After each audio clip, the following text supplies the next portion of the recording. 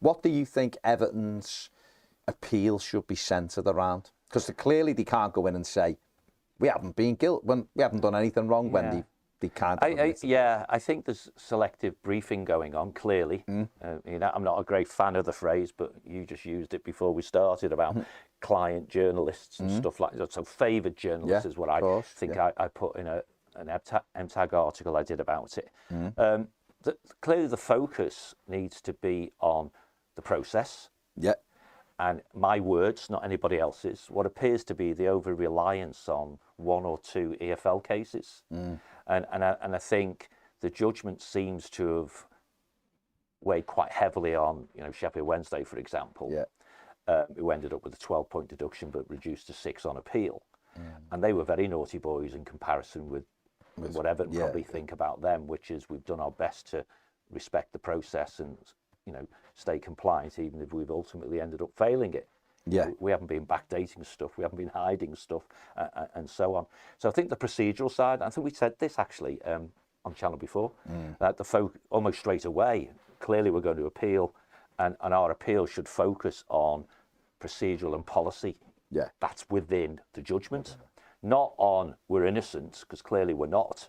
Okay, and I think the club recognised that. And again, whether it's journalists being influenced or whatever it is, people talk about, and we've had this today, I think, perhaps it will come onto it, but people talk about, well, Everton said they were innocent, then they changed their minds, right? Well, Premier League said the loss was smaller than it was, and they changed their minds. That was the nature of the process. You hear what the other party has to say. If you're trying to be fair and equitable, you go, oh, I see where you're coming from now, and so on. But there's still a gap between the football club and between the league about how big this breach is. And that's not a gap that's necessarily going to get resolved, is it? Because it's a matter of opinion, a bit like VAR, opinion-based VAR. The judge has drawn an opinion from it, and then there'll be another judge in the appeal process who may or may not have the same opinion. But the reality is, and this is someone like Andy Burnham is coming from, is, and he calls it regulatory malpractice, right, which is very subtle, sort of thing, is that from the journey in March, I mean, the chronology almost is, in March, referred to an independent commission. Was it April or May? Chair of independent commission has secret meeting with Everton and other clubs who want financial compensation, but they actually wanted that meeting because they wanted to contribute to the case, if you like, the trial, because he called it pre-trial, didn't he? Pre-trial meetings. And he said no, but if they're guilty, then you may have a case, right? So there's a recurring theme here. Words like may and if and so on are being forgotten in clickbait wars. True.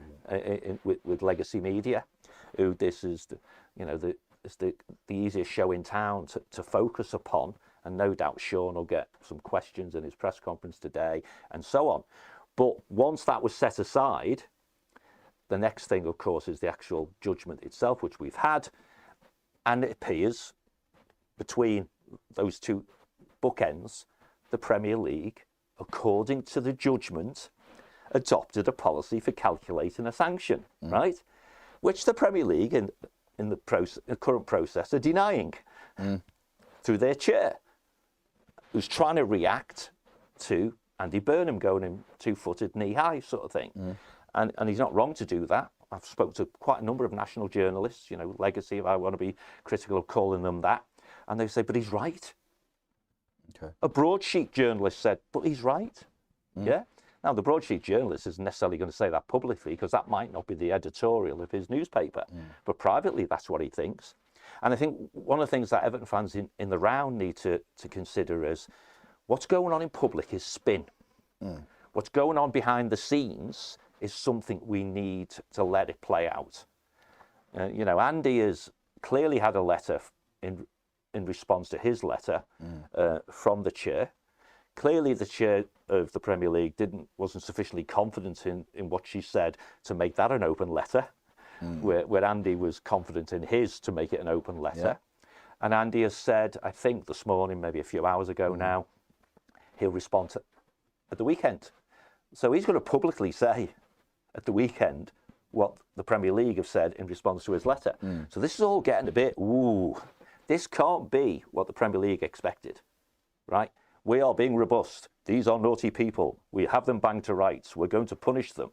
Look, we don't need independent regulation. And of course, they're going to refute any claims that this is influencing the outcome, the threat.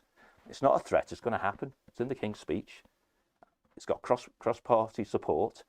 And what we see in the dialogue with people like, Ian Byrne and people like that, is that it's made an independent regulator more likely, not less likely. But they being the Premier League, would still presumably try and minimise its influence as much as they can. So it's become a big political game now.